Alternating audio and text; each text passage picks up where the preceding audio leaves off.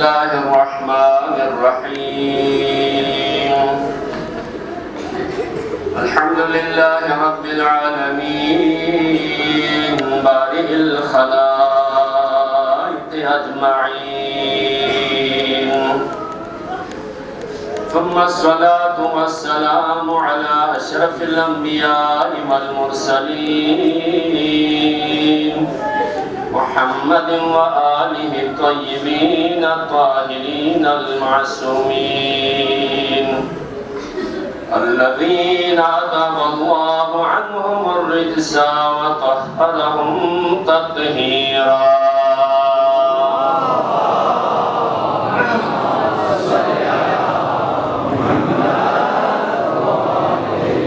لعنة الله على أعدائهم أعداء الله أجمعين من الآن إلى لقاء يوم الدين أما بعد قال الله تبارك وتعالى في كتابه المجيد بسم الله الرحمن الرحيم فأقم وجهك للدين حنيفا فطرة الله التي فطر الناس عليها لا تبديل لخلق الله ذلك الدين القيم پروردگاران مجلس میری بارگاہ قبول منظور ہو چکی اللہ حاضرین مجلسی کا حاجت سے دروار ہو چکی اللہ یعنی باب الحوائد منصوبیت پروردگار اگار کنگوئے خودش شخصیتنا جوان چیز سلمے ناموسی دمان اجتماع سے دعا ذرکن کنگا تو ان کو حاجت سے دروار ہو چکی اللہ یہ اب ہمارا مجلس کنی نے اسن خوبی ستھوں لیکن نینا آمین زربالی اسن اسکیان پائینا آمین مطلب کو زرکن پیشنامت گناہگارین لپیزونت استجیب لنا آمین پدوین مائل قبول بس دیزر فوکوس دیزر فوم ایک آمی حقینو یعنی سن چوک زرین تو اینا لی سستی بیتنا آمین اس کا بلند آواز سے ہوگا سلوات اس کا نہ آمین اس کا اس کا بلند آواز سے ہوگا خدا بندہ گاسی حاجت چلت مائی برامی ملسوں یوین میں ملسوں میں داخل سو سن کربلا قسم سے کربلا نہ عرش ولانا کربلا محلہ فاصلوں اسے نتی اسمان سو کی ملسوں زیر قبہ حسینی استجابت دعا خدای وعدہ یوین پروردگارہ دینی یعنی بارگاہی نموچن مولا ابا عبداللہ حسین خیف یا پہ نینی تلجید ہو فی وقت کنی نچیب کو دینی یا تذکرت ہے کی علی اصغر حرمت ندے سے نزگاہ معصومیت ندے سے نزگاہ گاہ صورت قبلس مشکل چن آسان مجھ گیا اللہ خصوصاً سورہ اولاد من نرینہ من نشزدہ مجھ گیا اللہ پروردگارہ شدسوں فی اولاد کن بحق علی اصغر نمزی حالات اسی دین و ماحول اسی دین اسروں سے جو یا اللہ میں دنیا نے کھرے ہوئے چیز جمت محبت و عشق آل محمد میں پا خدا بندہ میں دنیا نے یوم ای ذریعہ شناخت حس کے قبر حشر رشد ای ذریعہ نجات محمد و آل محمد دی گاہ عشق دی اتبو مئیس نہیں نجب بجب روشن ہو چکیا اللہ حسین نے پمیتھیاں پی دوندے کو مچکیا اللہ تو آجی خصوصین خدا بندہ گار نسو چن سے برفش چلا یتیمی دوندے کو مچکیا اللہ گار ناموش چلا میتھیاں پی آدمی میں مصیبت چی کو مچکیا اللہ گار دس پی آتاول جوان اولادی دوندے کو مچکیا اللہ خدا بندہ بحق آل محمد مجلس لوسی سوس خدمت چی بسر یا بینی دفتر زہراء مرضی کا قبول ہو چکیا اللہ مئیر یسرد کو مئی علا قوتن عزیز پاکستان سروں سے جو گیا اللہ مجلس ثواب حصے مئی ارواح کملتن کو درجات من بلند ہو چکیا اللہ علماء عالم مراجع نظام رہبر عالی قدر شخصیات مذہبی و دینی محفوظ ہو گیا اللہ پاکستانی حرمت پاکستانی عظمت شسدی الپیسٹرولو پہ میرا توفیق ہو چکی اللہ حکومت اسلامی ایران حکومت اسلامی عراق حزب اللہ لبنان حرمت مکہ و مدینہ شر اشرار شیر نسروں سے جو گیا اللہ چھس دین لحنل میتکن طالبان ضرور داعش ضرور قابل ہدایت ملنا کھول روح بکن کند زدگا مقسم کھلبو کو چکیا اللہ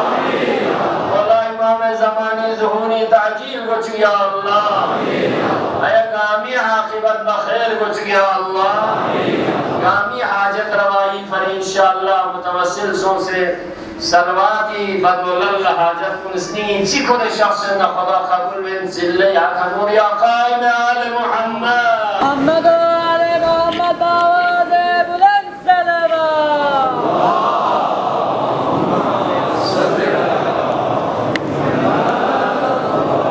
مریضوں شفائی فریض یہاں رہتی کہ تمام مریض منزائی شفائی فری بر محمد آل محمد صلوات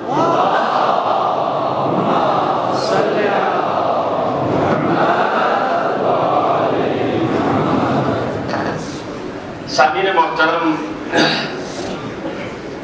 عشرہ محرم الحرام کے دن جلدی سے بڑی تیزی سے گزر رہے ہیں لہذا چاہیے ہمیں یہ عام طور پر ذہن میں سمجھا جاتا ہے کہ آج ایک مجلس میں نہ جائیں تو کیا ہے آج مجلس منعقد نہ ہو تو کیا ہے کچھ بھی نہیں ہوگا مجلس ختم نہیں ہوگی عزاداری کا سلسلہ رکے گا نہیں یہ قیامت تک چلے گا کیوں یہ ابتدا سے چلا آ رہا ہے انتہا تک چلتا رہے گا لیکن یہ رہیں گے ہم نہیں رہیں گے ہماری زندگی کی وفا نہیں ہے اس لیے جلدی میں ہم نے اپنے آپ کو ان ایام سے ان اوقات سے ان پیغامات سے ان دنوں سے اپنے آخری اوقات آنے سے پہلے اپنے آپ کو بنانا سنوارنا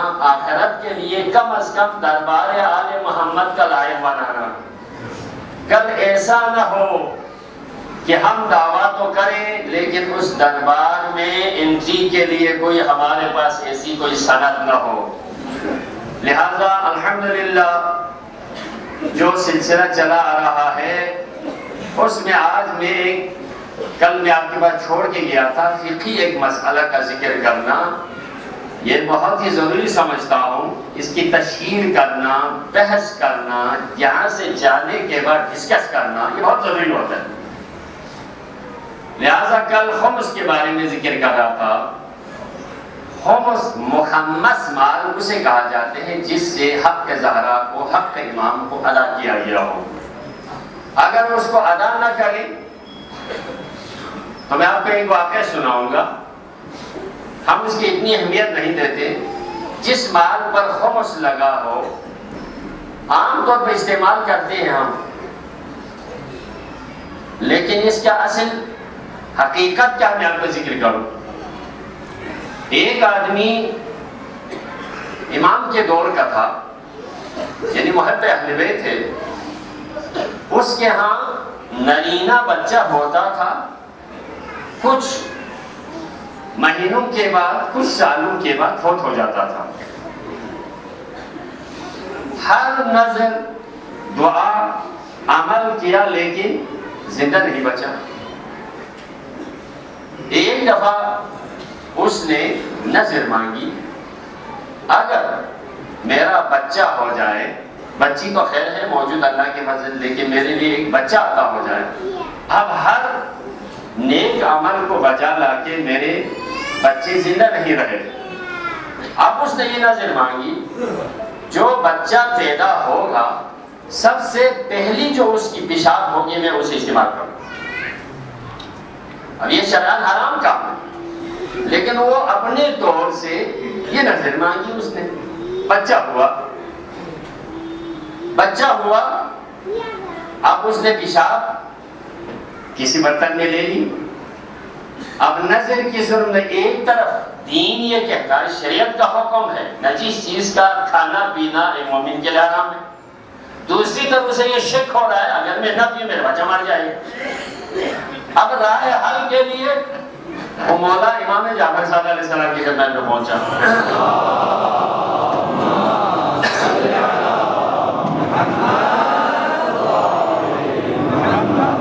مولا سے اس نے یہ مسئلہ پوچھا, مولا میں کیا کروں, کیا ہے؟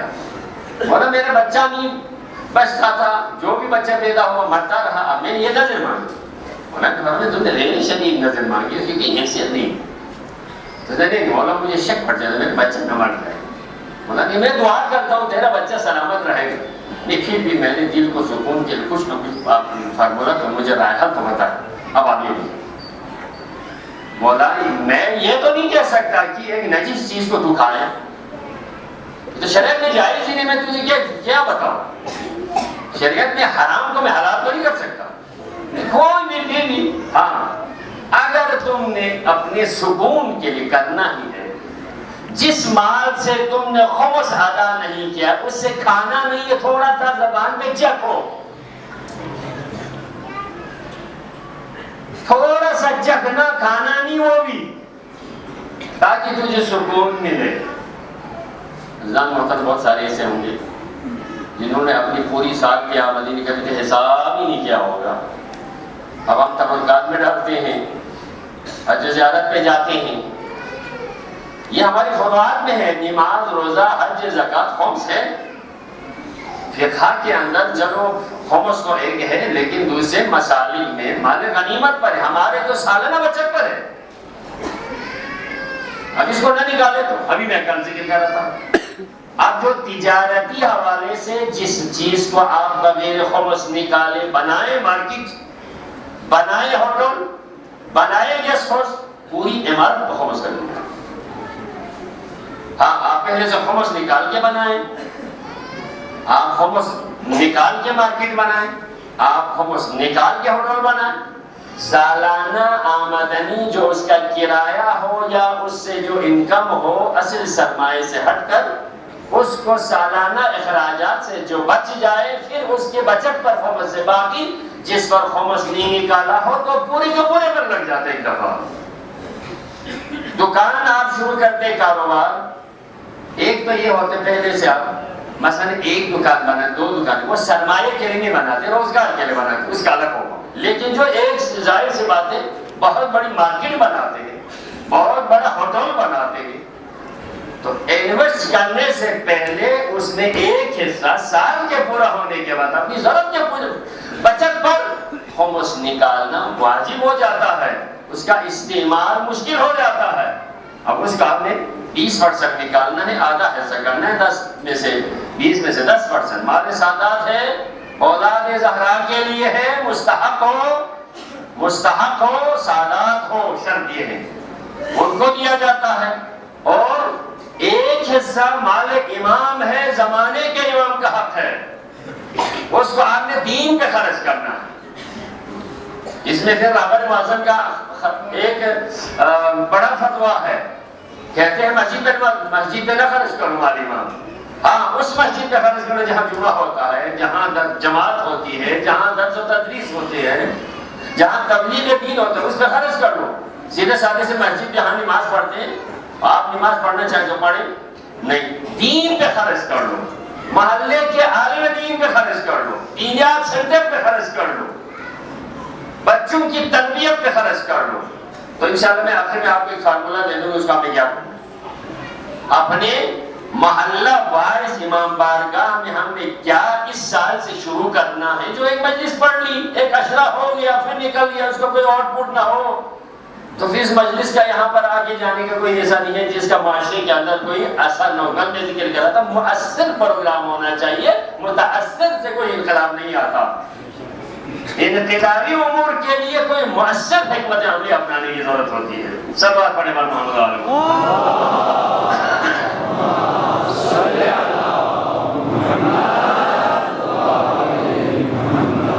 اعزائے محترم, سورہ الروم کی آیت آپ کے سامنے تلاوت کی دین کے متعلق, کیونکہ ہمارا موضوع یہ دین ہے. دین فطرت ہے جو ہماری ساری ضروریات کے شامل ہے. یہی مختلف جو آیتیں میں آپ کے سامنے پیش کر رہا ہوں. قرآن مجید سے. یہاں پیغمبر اکرم سے خطاب ہے، پیغمبر سے فَأَقِمْ وَجْهَكَ لِلدِّينِ حَنِيفًا. اپنے یعنی وجہ سے مطلب یہ ہے پیغمبر سے خطاب، پوری توجہ کے ساتھ اسلام دین کی طرف متوجہ ہونا، پوری توجہ کے ساتھ. فِي السِّلْمِ كَافَّةً، دوسری آیت میں یہ ہے فِي السِّلْمِ كَافَّةً، سب کے ساتھ دین میں، آدھا دین سے باہر آدھا دین کے اندر، ایسا نہ ہو. جہاں فائدہ ہو وہاں دین، جہاں فائدہ نہ ہو وہاں دین کی ضرورت نہ ہو. جہاں اپنی مرضی کی تھوڑی سی چلے، ایسا نہیں ہے. جب دین میں آپ کو ایک جملہ بتاتا ہوں، عام طور پر لوگوں میں ہوتے ہیں، کوئی مولوی صاحب، کوئی اچھا آدمی، کوئی بزرگ کسی جوان سے، کسی آدمی سے تبلیغ کر، کوئی نصیحت کرتے تو کہتے ہیں دین میں جبر نہیں ہے نا، دین میں جبر نہیں ہے. کس نے کہا دین میں جبر نہیں ہے؟ دین میں آنے کی جبر نہیں ہے، آنے کے بعد جبر ہے. آپ پکڑ کے دین میں لانے کی وہ نہیں ہے. سمجھ میں آ جائے تو دین میں آ جائے، نہ آ جائے نہ ہے. یہ ہے دین میں جبر نہیں ہے. اما شاکرا و اما کفورا، انا ہدیناہ السبیل اما شاکرا و اما کفورا. ہم نے تو راستہ دکھا دیا، ہدایت کے زاویے بتا دیے ہیں. جو تمہیں پسند آ جائے تو دین میں آ جا کے شاکر بن جائے، اگر تمہیں پسند نہ آ جائے دین میں نہ آ کے کافر بن جائے. آنے نہ آنے کے لیے مرضی نہیں چلتی، آنے کے بعد ہماری مرضی نہیں چلتی. وہاں جو دین میں ہے اس کو کرنا پڑتا ہے. یہاں پر پھر عام طور پر ڈکٹیٹ کہتے ہیں، یہاں پر پھر کرنا پڑتا ہے. کوئی ہمارا اختیار نہیں چلے گا، نہیں، جو بنایا گیا ہے اس پر عمل کرنا پڑے گا. عزیزان، دین میں کون سا دین؟ فطرت اللہ التی فطر الناس علیہا، جس پر انسان کی نیچر اور فطرت کو اس دین کے مطابق بنایا گیا. میں آپ کو جملہ بتا رہا ہوں، فطرت کو دین کے مطابق بنایا گیا، دین کو فطرت کے اصولوں کے عین مطابق بنایا گیا. دونوں فطرتی تقاضا کے خلاف دین میں کوئی حکم نہیں، انسان کی فطرت کا کوئی تقاضا کے لیے دین میں کوئی رائے حل نہ ہو، ایسا بھی نہیں. پھر وہ بھی مکتب اہل بیت میں، مکتب اہل بیت میں آپ کو بعد میں 3-4 خصوصیت میں ذکر کروں گا. دوسرے مکاتب میں، مسالک میں آگے جا کر راستہ بند ہو جاتا ہے بہت سارے مسائل میں. لیکن مکتب اہل بیت دین اسلام کا وہ شعبہ ہے، چلتی دنیا کے ساتھ ساتھ دین میں اتنے دروازے کھولتے ہوئے جا رہے ہیں، ہر مسائل کا حل موجود ہوتا ہے. لیکن دوسروں میں ایسا نہیں ہے، سوچنے پر مجبور ہے. آج دنیا کہیں سے کہیں نکل چکی ہے، لیکن دین میں کوئی گنجائش نہیں نکل رہی. کوئی مفتی صاحب اپنی طرف سے فتویٰ دے رہے، لیکن دین کے زمانے کے ضرورت کے مطابق اس کے پاس مسائل کا حل نہیں ہے. میں آپ کو بتاؤں گا، چھوٹی سی مثال بعد میں ذکر کروں گا اس کی کیا اہمیت ہے. لیکن یہاں پر ہمارے پاس حل موجود ہے، فطرت کے تقاضوں کے مطابق. دین فطرت ہے. مثلا ابھی آپ نے دیکھیں، یہ تو جو مختلف جو اعضاء کے ٹرانسپلانٹ ہو رہے ہیں، کیا پیغمبر کے دور میں ایسا تھا؟ کیا جن مسالک کے فقہ کے ائمہ کی تقلید کرتے اس دور میں ایسا سسٹم تھا؟ نہیں تھا. گردہ کسی کا، گردہ مرد کا، جسم عورت کا. آنکھیں مسلمان کے آنکھوں کی تیر. ابھی اس دفعہ بھی شاید ابھی یہاں پر بھی ہمارے پچھلے سال ریاض کردو میں، اس سال پتہ نہیں گلگت میں اس قسم کے باہر سے عزائل آئے گئے. کورین آنکھیں لا کر مسلمان کی آنکھوں میں ڈالی جا رہی. اب آپ یہ دیکھیں، جسم مسلمان، آنکھ کافر. جسم مسلمان، خون کافر. رگے مرد، خون عورت. نامحرم کے ایک دوسرے سے چھو نہیں سکتے، لیکن کسی ناموس کے لیے ادھر سے خون کے فلاں گروپ کی ضرورت ہے، یہ آ کے کسی جوان نے دے دیا، اب عورت کے جسم میں خون چڑھا دیا، نامحرم کا خون. کیا کوئی فقہ کے امام کے دور میں ایسا ہوتا تھا؟ ابھی تو گردہ اور آگے گردے سے ہٹ کر ابھی تو دل بھی تبدیل کرنے لگے ہیں. جگر کے ٹکڑوں کو بھی وہاں پر دیوتکاری شروع ہو گئی ہے. تو ان تمام چیزوں کے لیے فقہ میں کہاں رجوع کرے؟ کس کے پاس جائے؟ مسلمانوں کو جیسے مصر کے بہت بڑے خطیب نے جو اہل سنت سے تعلق ہے، اس نے کہا تھا باب اجتہاد کو کھولنا پڑے گا جس طرح اہل تشیع میں ہے. لیکن آج ہم کیا کریں گے؟ جانے سے پہلے توضیح المسائل کو دیکھیں گے. توضیح المسائل میں ہاں جی کر سکتے ہیں. مجتہد نے فتویٰ دے دیا، راستہ مل گیا، فطرت کے اصولوں کے مطابق ہے. اتنی دنیا اور میڈیکل سائنس آگے جائے، کیا اسلام محدود ہے؟ اگر ایسا ہے تو قرآن کا دعویٰ نعوذ باللہ وَمَنْ يَبْتَغِ غَيْرَ الْإِسْلَامِ دِينًا فَلَنْ يُقْبَلَ مِنْهُ سے کہاں جائے گا؟ راستہ ہمارے پاس ہونا چاہیے، رائے حل ہمارے پاس ہونا چاہیے، نہیں ہونا چاہیے؟ ہونا چاہیے. آپ سمجھیں گے باتوں کو. میں تو اشارہ کروں گا، علم ایک ایسا حربہ ہوتا ہے جو ذہن کے اندر، ہمارے جو ذہن ہے، میموری ہے، اس کے اندر ہر بات کے لیے فائل بن جاتی ہے خود بخود سے آٹومیٹکلی. اور ہر بات آپ کے ذہن کے اندر الگ الگ سے فائل ہے جسے دروازہ علوم کہا جاتا ہے. کھلتے جا رہے ہیں، کھلتے جا رہے ہیں. اب اس کو کیا کرنا چاہیے؟ جوانوں سوچیں. نماز پڑھ کے نکلے ہیں، آگے پھر سورج ہے، اور روزہ کھول کے جہاز میں سفر کرتا ہے، ابھی آگے رات ہے، اور روزہ رہ کے ادھر آتا ہے، موسم بیور ہو جاتا ہے. تو ایسے مواقع میں دین کے پاس حل ہونا چاہیے، شریعت کے پاس حل ہونا چاہیے. وہ کہا ہے، وہ مکتب اہل بیت علیہ السلام میں ہے وہ حل. ہزار محترم، وہ کوئی بند گلی کی طرح نہیں ہے کہ مسائل پیش کر لے کوئی حل نہ ہو، بلکہ امام خمینی نے 12 ایسے فتوے دیے ہیں جو ان سے پہلے کسی بھی مجتہد نے کوئی فتویٰ ہی نہیں دیا تھا. اب یہ دیکھیں، ابھی مریخ پہ پہنچ گئے. مریخ پہ کس طرح نماز پڑھی؟ مریخ پہ جا کر، چاند پہ جا کر کس طرح رک کر کے نماز پڑھے؟ ارے پڑھنا تو پڑے گا نا نماز، لیکن قبلہ کہاں ہے؟ قبلہ کس طرف ہے؟ ان تمام کے لیے راہ حل اسلام میں ہے. اسی کو کہتے ہیں دین فطرت. انسان کو بنایا جائے، اس کے لیے کوئی ضابطۂ حیات نہ دیا جائے، یہ خالق کی خالقیت میں حرف آئے گا.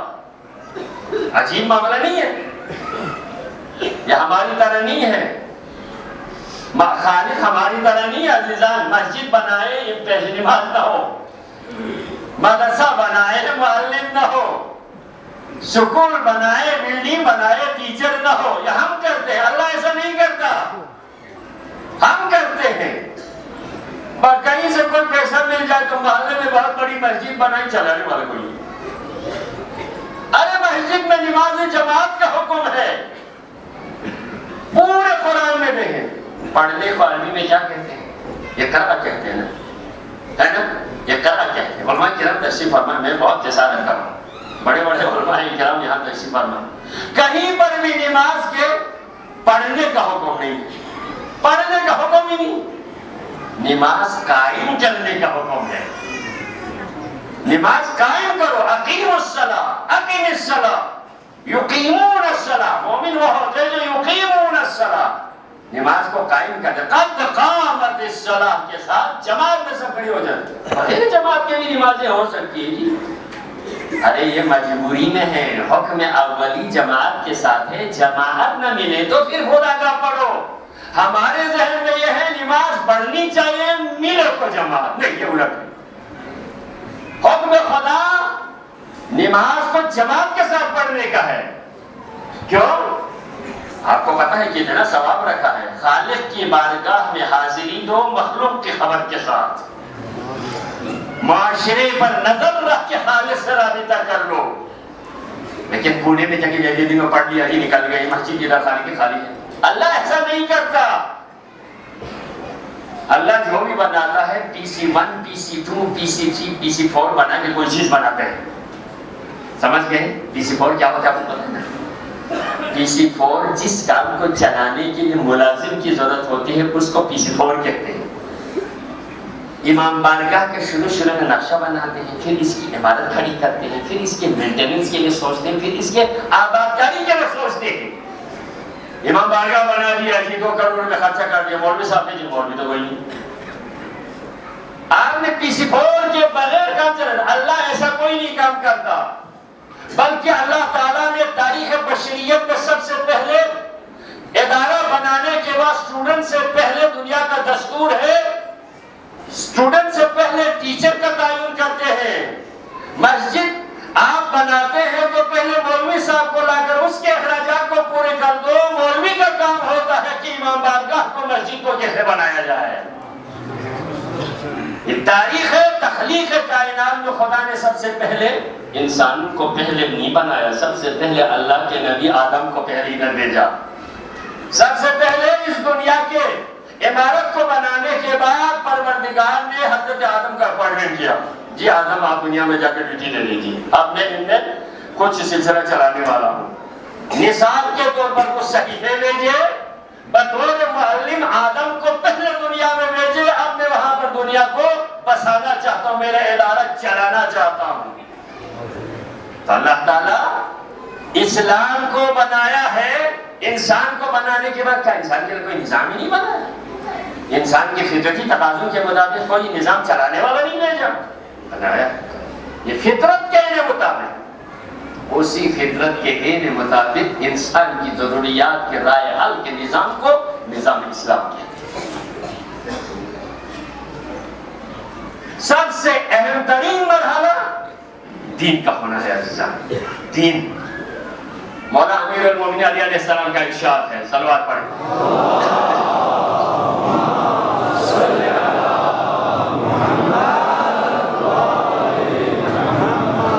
سب سے اہم ہے سلامت الدین احب الینا من غیرہ.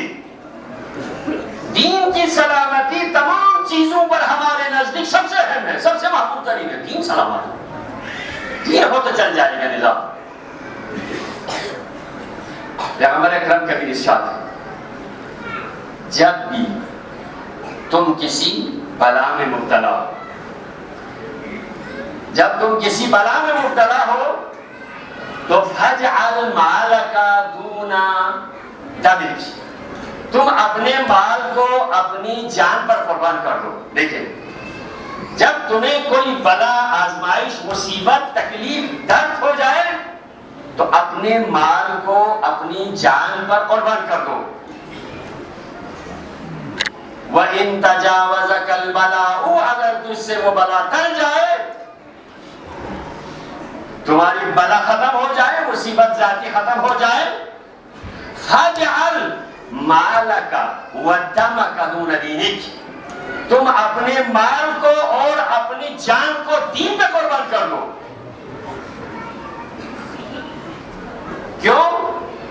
فَإِنَّ الْمَسْلُوبَ مَنْ سُلِبَ دِينُهُ, واقعاً غارت شدہ وہ ہے جس سے دین غارت ہو جائے. جس سے دین غارت ہو جائے وہ بیچارہ ہے. إِنَّ الْمَخْرُوبَ مَنْ خُرِبَ دِينُهُ, برباد وہ شخص ہے جس کا دین برباد ہو جائے, جس کے پاس دین ہی نہ ہو. دین سب سے اہم دین ہے. مولا امام جعفر صادق علیہ السلام کا ارشاد ہے,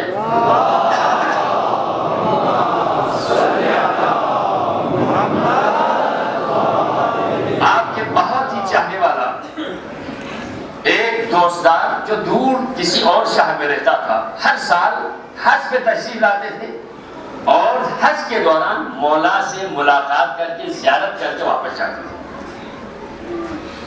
انتہائی گران قدر آپ کے صحابی اور پیروکار. 1-2 سال وہ مومن حج پہ نہیں آیا تو اس کے ساتھی آ گئے تو مولا نے پوچھا, فلان جو شخص تھا ہمارے چاہنے والا تھا, ہر سال حج پہ آتا تھا, ابھی 1-2 سال سے حج پہ کیوں نہیں آتا, وہ سلامت ہے؟ تو کسی ساتھی نے کہا, مولا اس کی مالی حالت ابھی ٹھیک نہیں, مالی حالت ٹھیک نہیں, اس وجہ سے وہ حج پہ نہیں پہنچ سکے. اس کے دین کے بارے میں کیا ہے؟ دین تو الحمدللہ وہ پہلے سے مضبوط ہے. تو مولا نے فرمایا, آپ اس کو غریب مت سمجھا, هو الغنی, وہ بہت ہی توانگر ہے کیونکہ اس کا دین سلامت ہے. مال ختم ہونے میں کوئی مسئلہ نہیں, دین سلامت ہونا چاہیے. سب سے اہم دین ہے. الحمدللہ آج میں آپ کو بتا رہا ہوں, دین ہوتے ہوئے کسی اور کی ثقافت, کسی اور کی روش دوسروں پر اثر انداز کیوں ہوتی. آج ہمارے بحث ہی میں اس کے چند وجوہات آپ کو ایک دو دن میں ذکر کرنا ہے. الحمدللہ دین ہے، لیکن دوسروں سے متاثر فوراً کیوں ہو جاتے ہیں؟ ثقافت دینی کیوں مل جاتی ہے؟ دوسروں کے رہن سہن میں کیوں ڈر جاتا ہے؟ معاشرت بدل کیوں جاتا ہے؟ اس کے 10 وجوہات. کتنے وجوہات جی؟ 10. آپ نے یاد رکھنا، پورا 10 تو میں ذکر نہیں کر سکتا، شاید میں آج ایک دو کو ذکر کرتا ہوں. ایک تو یہ ہے، پہلی وجہ یہ ہے لوگ دین تو ہے لیکن فوراً ہی دوسری جو ثقافت ہے، حالت ہے، اس کے اندر وہ اپنے سابقہ حالت کو یا حقیقی جو صورتحال ہے وہ انسان سے ختم ہو جاتی. کیوں؟ پہلی یہ ہے دین کی صحیح شناخت نہ ہونے کی وجہ سے. دین میں 3 مرحلے ہیں جو آپ کو ذہن میں رکھنا. دین کے حوالے سے 3 مرحلے. دین دار، ایک کیا ہو گئے جی؟ دین دار، دین شناس، پھر دین پر عملدار. دین ہو گئے نا. دین کو پہلے دین اپنانا چاہیے، لیکن اپنانا کافی ہے نہیں، دین شناس ہونا چاہیے، معرفت دین ہونی چاہیے. پھر دین پہ عمل ہونا چاہیے. عمل نہ ہو جائے تو وہ دین کامل دین نہیں ہے. میں آپ کو ایک مثال دوں. ایک ہے دین دار، ایک ہے دین شناس اور دین پر عملدار. دیندار کافی ہے، دینداری کافی ہے. میں آپ کو چھوٹی سی مثال دیتا ہوں، 2 مثالیں دے دوں گا تاکہ ہمارے طالب علم سمجھ جائیں اور دوسرا ہمارے بزرگ کی سمجھ جائیں، طالب یافتہ حضرات سمجھ جاتے ہیں. اب اگر ہم خدا نہ خواستہ بیمار ہو جائیں، کوئی بخار آ جاتا ہے، کوئی تکلیف ہو جاتی ہے، تو ڈاکٹر کے پاس جاتے ہیں. یہی ہے نا، ڈاکٹر کے پاس جاتے ہیں. ڈاکٹر اپنے طور سے اس مریض کے چیک اپ کرتے ہیں. آپ ادھر آ جائیں گے حاجی صاحب، بلڈ پریشر ہم چیک کرتے ہیں، شوگر آپ کی چیک کرتے ہیں، آپ کی تکلیف کہاں ہے یہ وہ کہہ کر وہ کہتا ہے جی مجھے 2-3 دنوں سے شاید یہ بارشیں ہو گئیں جس کی وجہ سے تھوڑا سا ٹھنڈ پڑ گیا تو بخار آ گیا. اچھا جی بخار آ گیا، ٹھیک ہے، آپ کو بخار ہے، نبض چیک کر لیا، اچھا ٹمپریچر 100 سے اوپر ہے جی، آپ کو بخار ہے. ڈاکٹر نے تشخیص کر لیا یہ حاجی صاحب یہ جو پیناڈول کی 2 گولیاں اس کو لے جائیں، صبح شام کھانا ہے. ڈاکٹر نے مرض کی تشخیص کر لی، اس کی دوائی تجویز کر دی. اب حاجی صاحب ہے جی، حاجی صاحب ہے دارودار. دارودار ہو گئے نہیں ہو گئے؟ یعنی وہ دوائی رکھنے والا. جیب میں اس نے دوائی خرید لی، جیب میں ڈال دی. حاجی صاحب ٹھیک ہو گئے نہیں ہو گئے؟ بتائیں نا، حاجی صاحب ٹھیک ہو گئے نہیں ہو گئے؟ کیوں؟ تو دوائی لے کے جیب میں ہے. حاجی صاحب کی بیماری کا بھی پتہ چل گیا ہے، دوائی خرید لی ہے جیب میں. حاجی صاحب کو ٹھیک ہونا چاہیے نہیں ہونا چاہیے؟ کیوں؟ حاجی صاحب دوائی دار ہے، دوائی دار تو ہے. حاجی صاحب نے جیب میں ڈال کے 1 گولی بھی نہیں لی، تو بخار میں کوئی فرق نہیں. دوسرے ڈاکٹر کے پاس گیا، ڈاکٹر صاحب آپ کی دوائی کا کوئی اثر نہیں ہوا. کیوں جی؟ بس دوائی تو کل آپ نے بتا دی، وہ میں نے لے لی، وہ میرے جیب میں ہے پورے. آپ دیکھیں یہاں پر دیکھیں میرے جیب میں. حاجی صاحب کھایا نہیں؟ کھایا تو نہیں. حاجی صاحب دارو رکھنے سے، دوائی رکھنے سے ٹھیک کہاں ہو جاتے ہیں؟ اس کو کھانا چاہیے. اچھا صحیح بات ہے، دوائی رکھنے سے بیماری ٹھیک نہیں ہوتی. دوائی کو کیا کرنا ہوتا ہے جی؟ کیا کرنا ہوتا ہے؟ استعمال کرنا ہوتا نہیں ہوتا. حاجی صاحب چلو واپس گئے. واپس جا کے اس نے 2 گولیاں کھانے کو کہا. حاجی صاحب نے کہا 2 کھائیں گے تو 2 دن میں ختم ہو جائے، اس کو آدھا کر کے آدھا کھاتے.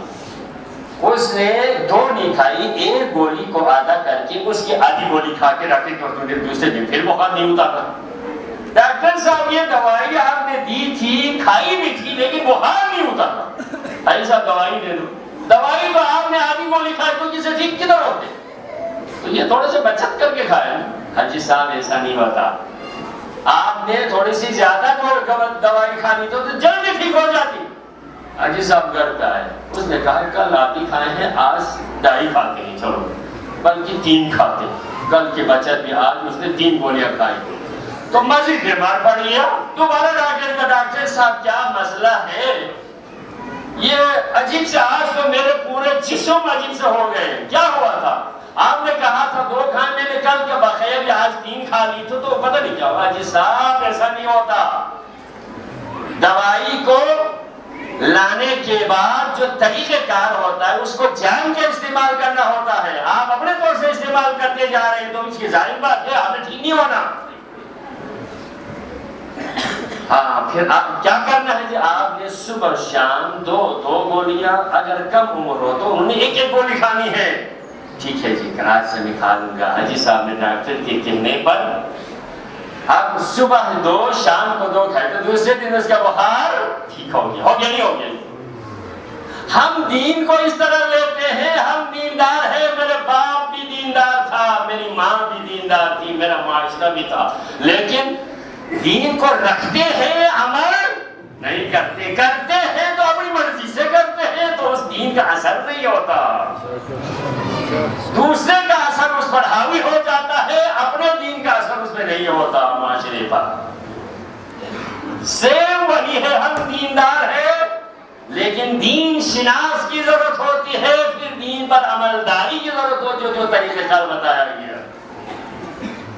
ابھی میں آپ کو چھوٹی سی مثال دیتا ہوں.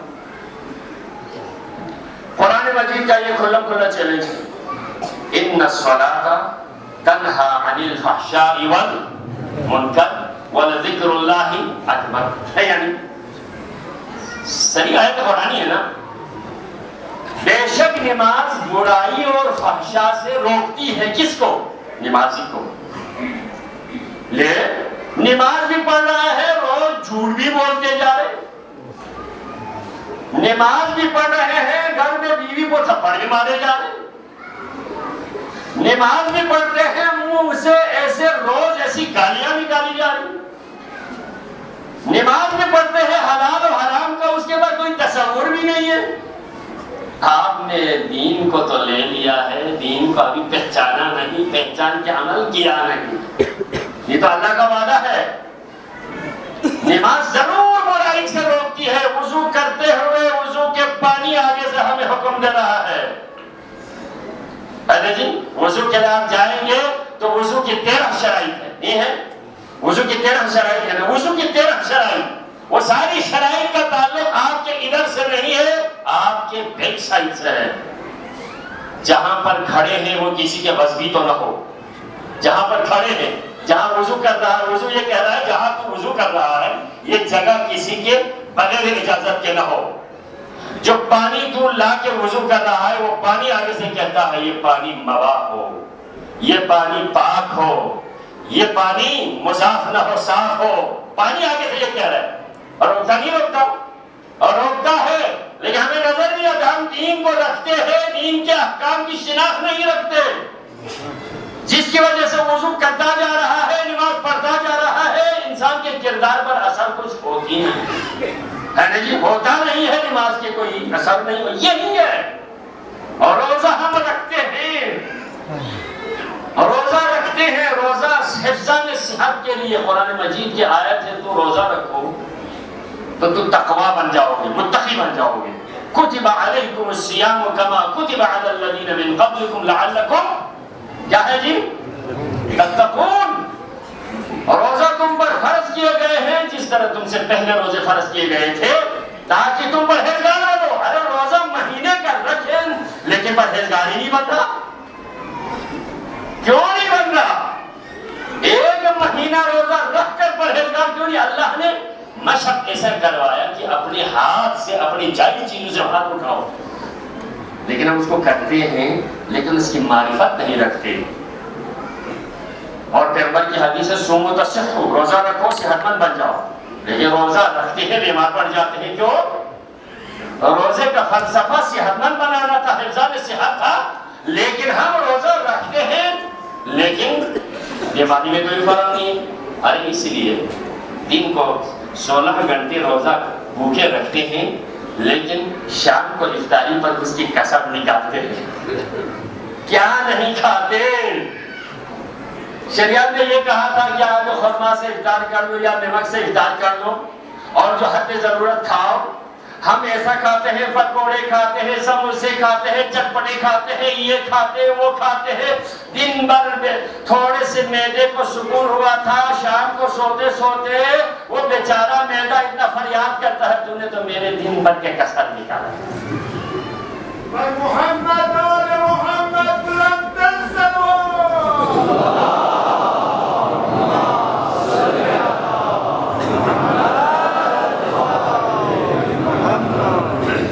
آواز بلند سلوات.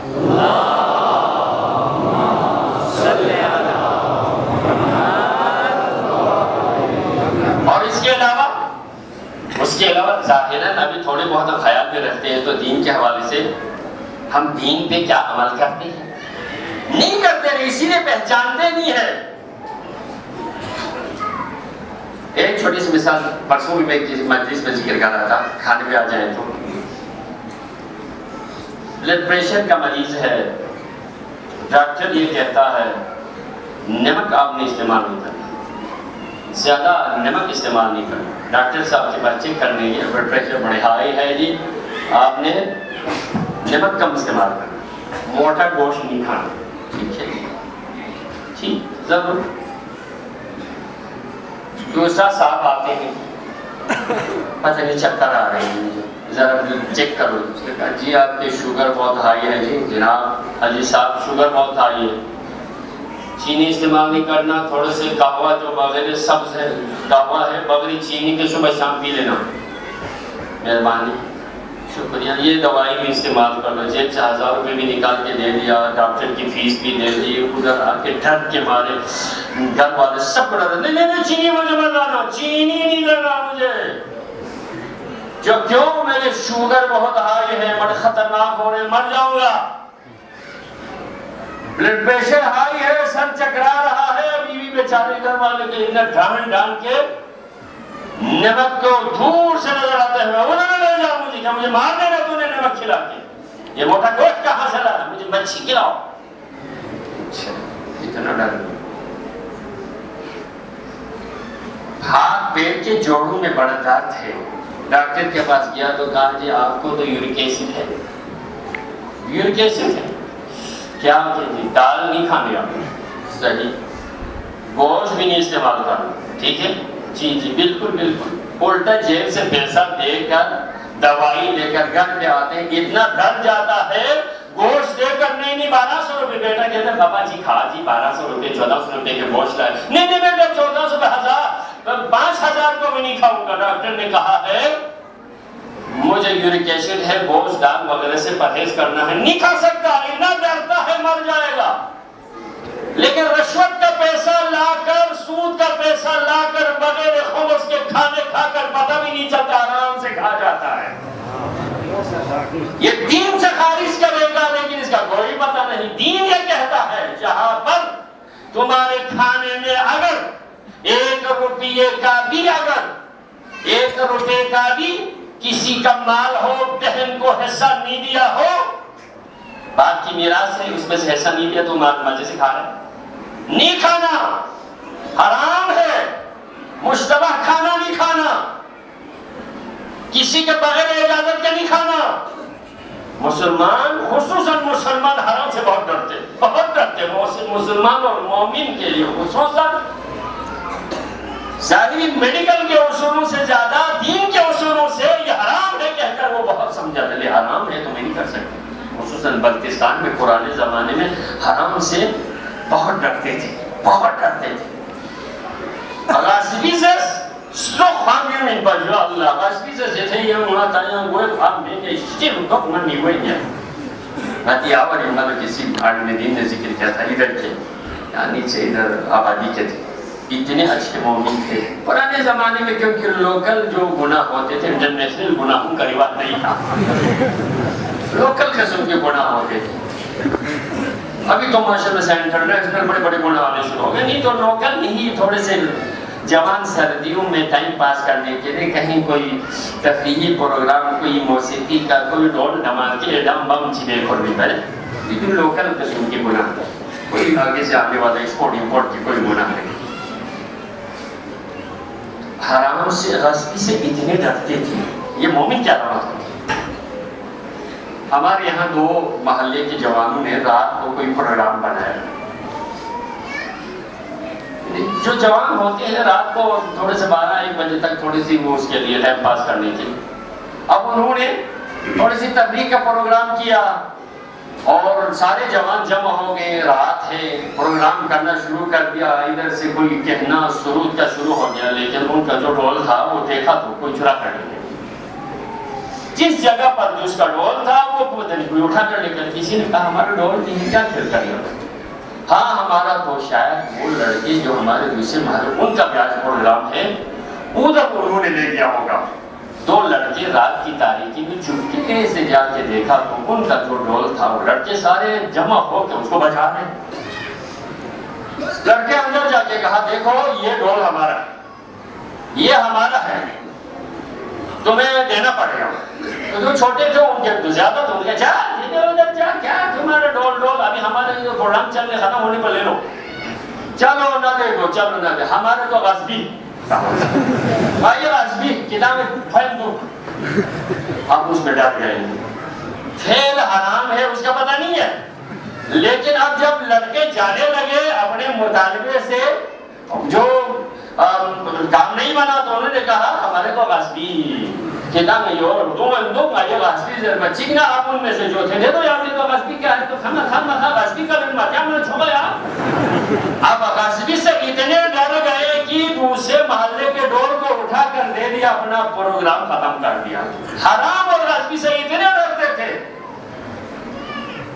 حالانکہ وہ گناہ ہے، لیکن غصبی کا لفظ، حرام کا لفظ اتنا سخت ہوتا تھا علماء کرام کی تبلیغ کی وجہ سے، یعنی یہ دین کے اندر ہے، وہ بھی بے دینی تھی لیکن جوانی کی مستی میں کر، لیکن غصبی کا لفظ ان کے لیے بڑا ناگوار گزرا، انہوں نے کھیل ختم کر دیا، ان کو واپس کر لے جاؤ۔ آج غصبی سے جو کچھ کر لے ٹچ سمجھ کو نہیں ہوتا ہے، اس لیے ہم دین رکھتے ہیں، دین شناسی اور دین پر عملداری کا جذبہ نہیں رکھتے۔ اسی لیے تو مولا نے فرمایا تھا سلامت الدین، دین کی سلامتی احب الینا، سب سے پیارا ہے ہمارے پاس من غیری تمام امور سے۔ عزیزان محترم، دین ہے، دین پر اسی لیے کہا تھا مولا حسین کا نعرہ ہی تھا، اسلام پر ہر چیز قربان کی جا سکتی ہے لیکن اسلام کو کسی چیز پر قربان نہیں کیا جا سکتا۔ اسی کے لیے آزاد ہے، اسی لیے تو ممبر ہے، اسی کے یہ مجلس ہے۔ ہمیں سوچنا ہوگا کہ ہم اگر دین سے ہٹ کر کہیں پر کام کر رہے ہیں تو فوراً چھوڑنا ہوگا۔ دین والے پر کسی کا کوئی اثر نہیں ہوتا، چاہے دنیا ایک ہی طرف کیوں نہ ہو۔ اس کی مثال آپ دیکھیں، دین پر عمل کرنے والا ہو، ایک امام خمینی کے لیے آپ دیکھیں جو دین کا معصوم تو نہیں ہے نا، معصوم نہیں ہے، غیر معصوم ہے، لیکن دین کو ہمیشہ اپنے سامنے رکھا، پوری دنیا ایک طرف ہو گئی۔ کیا کہا تھا؟ شاہ ایران نے کہا تھا، شاہ ایران نے کہا تھا میں خمینی تجھے ایران میں آنے نہیں دوں گا، پوری دنیا کے ساری حکومتیں میرے ساتھ ہیں، میں تمہیں کسی بھی ملک میں جانے نہیں دوں گا، میں کسی بھی ملک میں تمہیں جانے نہیں دوں گا۔ تو امام خمینی نے کیا فرمایا؟ میں اپنے مشن سے دستبردار نہیں ہو سکتا، چاہے دنیا کے ایئرپورٹ پر مجھے پھراتا رہے، لیکن میں اپنے مشن سے کبھی ہاتھ نہیں اٹھاؤں گا۔ دنیا کے ایئرپورٹ پر میں سفر کرتا رہوں گا، کیونکہ ایئرپورٹ سے تو اندر میں جانے نہیں دیں گے، لیکن ایئرپورٹ پر کوئی کسی کیا مجال ہے، ہر ایئرپورٹ پر سفر کرتا رہوں گا، لیکن میں اپنے مشن دینی سے میں ہاتھ نہیں اٹھا سکتا۔ کیوں؟ یہ امام خمینی کا نہیں تھا، یہ امام حسین کا تھا۔ امام حسین نے ہی فرمایا تھا مثلی لا یبایع الاسلام، میں نہیں کر سکتا، یہ یزید کی بیعت کر ہی نہیں سکتا۔ یہ حسین کو تربیت کس نے دی تھی؟ نانا کی وہ نصیحت تھی۔ آپ نے نہیں دیکھا مکہ کے بڑے بڑے آ گئے حضرت ابو طالب کا سفارش کے لیے، محمد سے کہہ دینا اگر وہ کسی بڑے خاندان میں شادی کرنا چاہتے ہیں تو ہم شادی رشتے کا انتظام کرتے ہیں. خوبصورت کوئی محل گھر بنانا چاہتے ہیں ہم محمد کے آرزو کے مطابق گھر بنا کے دیتے ہیں. اگر مال و دولت کسی کی خواہش ہو تو ہم مال و دولت جمع کر کے دیتے ہیں. تو کیا جملہ فرمایا؟ ارے چھوڑے چاچا جان آپ ان سے یہ کہہ دیں اگر میرے دائیں ہاتھ پہ سورج کو دے دیں اور میرے بائیں ہاتھ پہ چاند کو بھی اگر لا کے دے دیں تو میں اپنے مشرق سے نہیں ہارنے والا.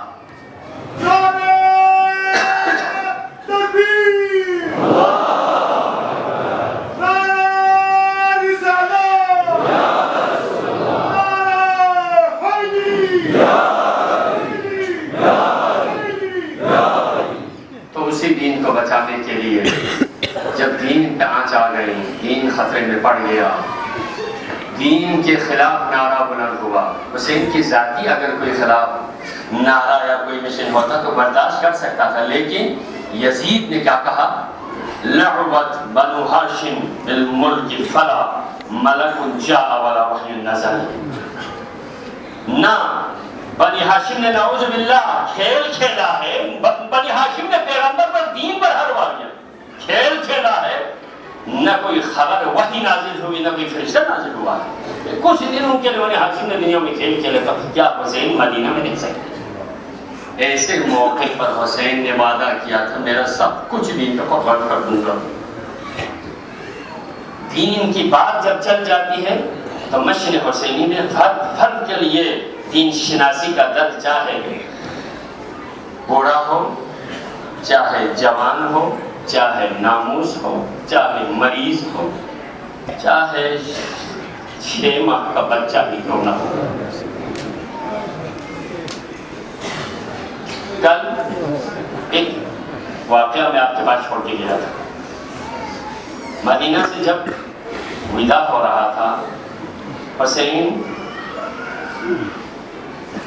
انتظامات کر رہے تھے. مدینہ سے نکلتے ہوئے علی اصغر اگرچہ 19 دن کا بچہ تھا, بہن سے ودا کرتے ہوئے شاید بچہ تھا. بہن کی جدائی کا غم اتنا خطرناک ہوتا ہے, شاید ذہن سے تھوڑی دیر کے لیے مطلب نکل چکا ہو. حسین نے کانوں میں کہا اصغر دین کی بقا کے لیے شہادت کے لسٹ میں تیرا نام بھی ہے. علی اصغر نے فوراً بہن کو چھوڑ دیا, ہاتھ بابا کا حوالہ کر دیا. آج مصیبتوں کی وجہ سے شاید بہت سارے صبح سے لے کر عصر تک حضرت رسول لاش اٹھا کے تھک گئے.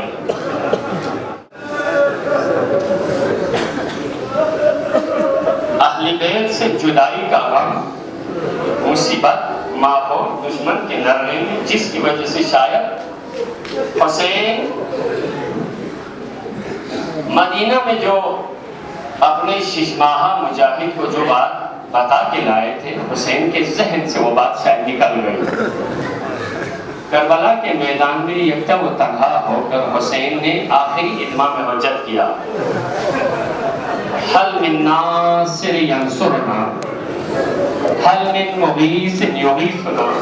کیا کوئی ہے ہماری مدد کرنے والا؟ کیا کوئی ہے ہماری فریاد کو پہنچنے والا؟ کیا حرم آل محمد کی حفاظت کرنے والا کوئی ہے؟ حسین جب یکتا و تنہا ہو کر میدان میں عصا ٹیک لگا کر بابا فریاد کر رہے ہیں, یہ آواز مختلف جگہوں پر پہنچی. ایک خیمگاہ سے اور رونے کی آواز حسین کے کانوں سے ٹکرائی, تشویش سے ہو گئی. سینے میں کوئی شاید حالت رونما ہو گئی ہوگی, اس لیے بیویاں بہن کر رہی, فریاد کر رہی, جلدی سے واپس آ گئے.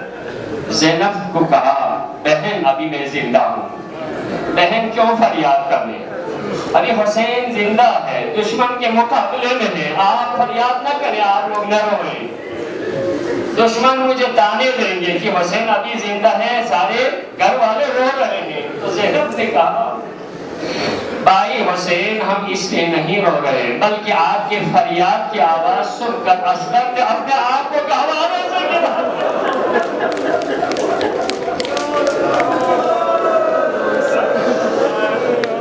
حسین سمجھ گئے واقعاً جب اصغر بھول گیا تھا تو میں نے یاد دیا، میرے ذہن سے نکل گیا تو میرے اصغر نے مجھے یاد دلایا۔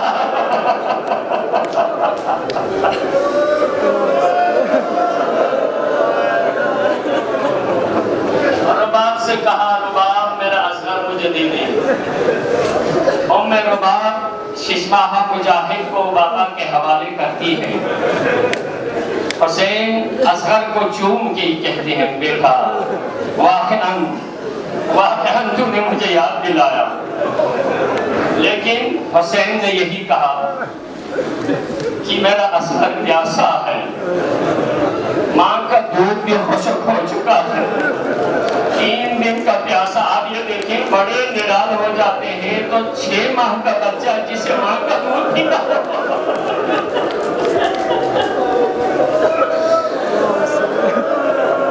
چھوٹے چھوٹے بچے گھروں میں ہوں گے، آپ خود اندازہ کر لیں۔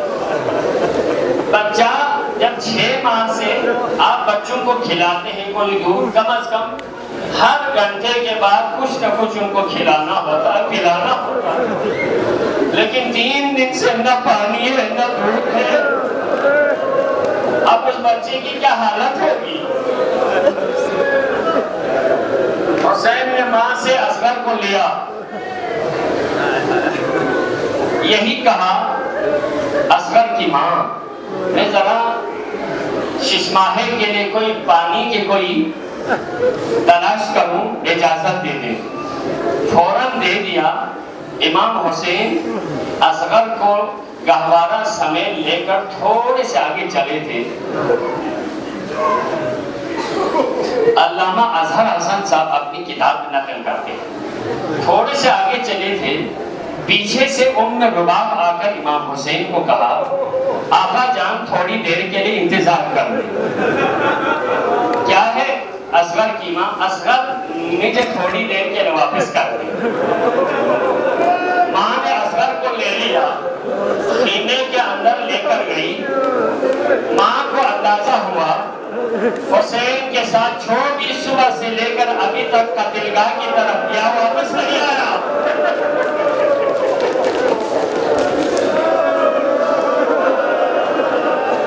ماں کو یقین ہو گیا حسین میں اصغر کے کپڑے تو بدل لوں، کوئی بھی ماں چھوٹے سے بچے کو کہیں لے جانا ہو تو کپڑے تبدیل کرتے۔ اصغر کو لے کر خیمے میں لے جا کر اصغر کے کپڑے چینج کروا دیے اور آنکھوں میں سرما لگایا۔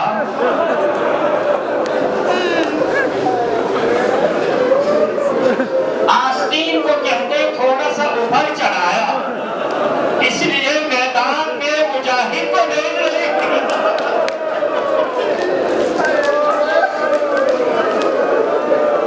اور ماں بچے سے یہ کہہ رہی تھی بیٹا رونا نہیں ہے، یہ بچہ رونا نہیں بیٹا۔ تیار کر کے باپ کا حوالہ کیا۔ اصغر باپ کے پاس آ گیا، مولا لے کر دشمن کے مقابلے میں پہنچے۔ ادھر فوج شام میں ہلچل مچ گئی، سب بہت سارے کہہ رہے تھے حسین یکم و تنہا ہو کر قرآن لے کے آیا، کسی نے کہا کوئی اور چیز لے کے آ رہے ہیں، لیکن عمر صاحب نے کہا شام والوں کوفہ والوں ڈرو نہیں، یہ کوئی قرآن نہیں، کوئی اور چیز نہیں، بلکہ واقعاً تو یہی تھا، یہ ناطق قرآن کا چھوٹا سا سورہ ضرور تھا۔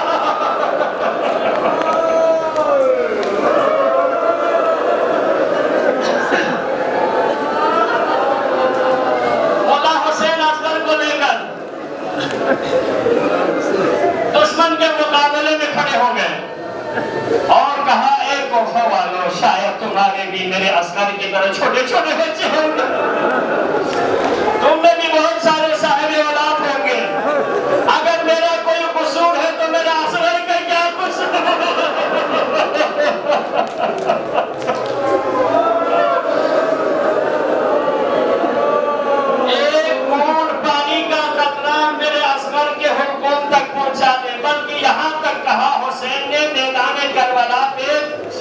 اسی ریت پر اصغر کے گہوارے کو رکھا اور کہا تو خود لا کر تم مجھے اصغر کو پانی پلا دو. مگر عزیزان فوج شام کو اصغر نے 2 ٹکڑے کر دیے. اکثر نے کہا پانی پلانا چاہیے. عمر صاحب کو اندازہ ہوا اگر تھوڑی دیر کے لیے اصغر کی معصومیت سامنے آ رہی تو فوج شام میں بغاوت شروع ہو جائے گی. اس لیے اشارہ کیا ایک ملعون کی طرح یا حرملہ اقطع کلام الحسین. اے حرملہ حسین کو جواب دو. واللہ عزیزان حرملہ مختاری زونه کیوزن تریسکو جادر و مختاری سی کربلای ملعون کن اکثر گاما واصل جہنم بسنا مختاری ساتھی چکی مدینین لوگ سے تھن منا کھولا سلام زہلو دیوانا کھولا مولا سجادی فین چی زہلو. مختار سلام تھن چک لیکن دخصن حرملہ کا دل صوفہ من مختاری دخصن بس 50 سے